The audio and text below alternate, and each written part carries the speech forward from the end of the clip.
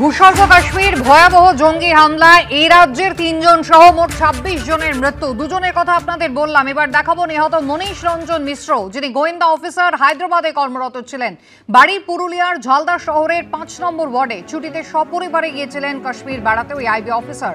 গতকাল Pahalgaon hill station থেকে প্রায় ৫ কিলোমিটার দূরে ওই বৈশারণ উপত্যকাতে জঙ্গিদের এলোপাথারি গুলির শিকার হয়ে গেলেন মনীষ। একেবারে বেছে বেছে ধর্মীয় পরিচয় জেনে, হিন্দু জেনে জেনে খুন করলো জঙ্গিরা। গতকাল এই তাণ্ডব লীলা চলল বৈশারণ উপত্যকা জুড়ে।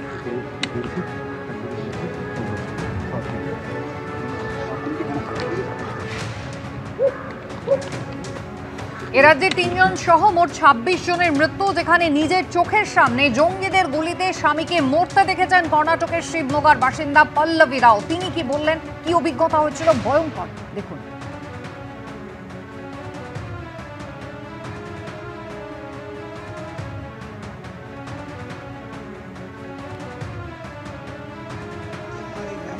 आते थे हम लोग यात्रियों को अपने घर के फैमिली मेंबर समझते थे और टूरिस्ट जो थे हमारे को मारा ना, वो वही जा रहा था। मैंने उसे बोला मुझे भी मारो, तूने मेरे पति को मारा। मेरे सन में भी बोला तो उसने हमें नहीं मारा। उसने बोला मोदी को बोलो। उसने बोला नहीं, मोदी को बोलो, कहकर चला गया वहाँ से। हमारा कश्मीर का दूसरा दिन है।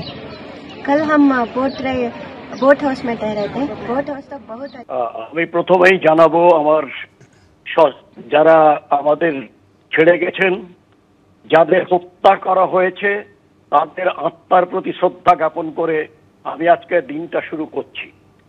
প্রথম কথা হচ্ছে ইট ইজ এ মনুমেন্টাল, আমি এই শব্দটা বারবার ব্যবহার করি, monumental failure of collection of intelligence. কারণটা হচ্ছে যারা ওখানে এসেছিল তাদের বলা হচ্ছে প্রক্সি এলইটি, অর্থাৎ এলইটির ধরন করে তারা ওখান থেকে যে।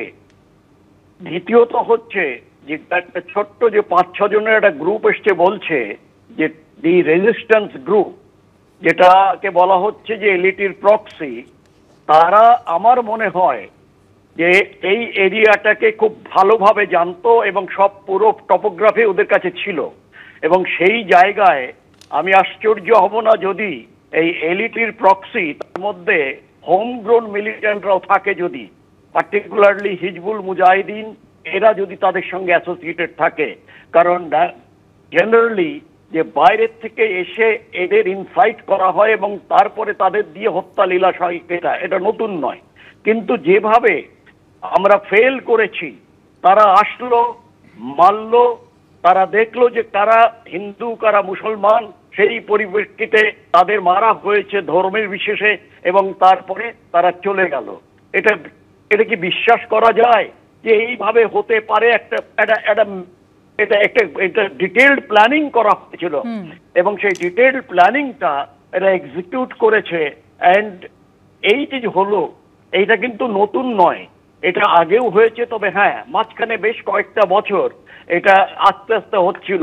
এরা নিজেরা, এই যারা নিজেরা নিজেদের পায়ে কুড়ুল মারল, কারণ যে জিনিসটা ইকোনমিটা প্রাইমারিলি টুরিস্ট বেসড, এবং তার মধ্যে সবচেয়ে বেশি আমরা যদি দেখি যে পশ্চিমবঙ্গ থেকে টুরিস্ট কিন্তু সবচেয়ে বেশি, 50% of the total tourist from West Bengal.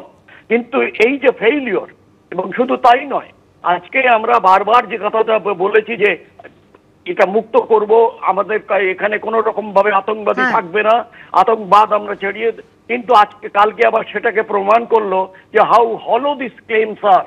সুতরাং সেই জায়গায় আমার মনে হয় যে এখন দিস দ্য রাইট টাইম। এর আগেও আমাদের 40 জন ছেলে শহীদ হয়েছিল সিআরপিএফ এ, আজকেও আবার কালকে হলো নিরীহরা। আমরা আর কত সহ্য করবো ভারতবাসী হিসাবে?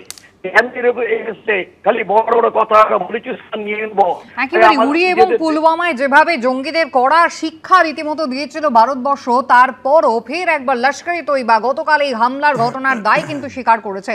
সমীর গুহ, যার কথা আপনাদের বললাম, কেন্দ্রীয় সরকারি কর্মী, বেহালার শখের বাজারের বাসিন্দা, পরিবার নিয়ে বেড়াতে গিয়েছিলেন, নিহত হয়েছেন তিনি। তাঁর স্ত্রী শবরী গুহ সেই অভিজ্ঞতার কথা আমাদের জানিয়েছেন, দেখুন। আমরা ফটো তুললাম, তুলে যে ফটো তুলেছে সে আমাদের বললো ফটোগুলো দিয়ে দিচ্ছি ইয়েতে। তারপরে বলার পরে আমাদেরকে বললো বসুন, দেখে নিন। তারপরে বলাতে তারপরে এরকম আওয়াজ হচ্ছে গুলির। তা আমি জিজ্ঞাসা করলাম কিসের আওয়াজ? তখন বলছে যে ওই মাকে তাড়ানোর সময় অনেক সময় আওয়াজ করে ফৌজরা, গুলি মারে। হ্যাঁ, আমরা তারপরে দেখছি সমানে গুলি। তখন ওরা বুঝতে পেরে আমাদের বলছে আপনারা শুয়ে পড়ুন, শুয়ে পড়ুন, শুয়ে পড়ুন, শুয়ে পড়ুন। তা আমরা শুয়ে পড়েছি। আমার হাজবেন্ড ছিল, তার পিছনে আমার মেয়ে ছিল, তারপর আমি ছিলাম। আমাদের ওখানে যেখানটা আমার হাজবেন্ডকে ওরা করেছে, সেখানে আরো একজনকেও করেছে।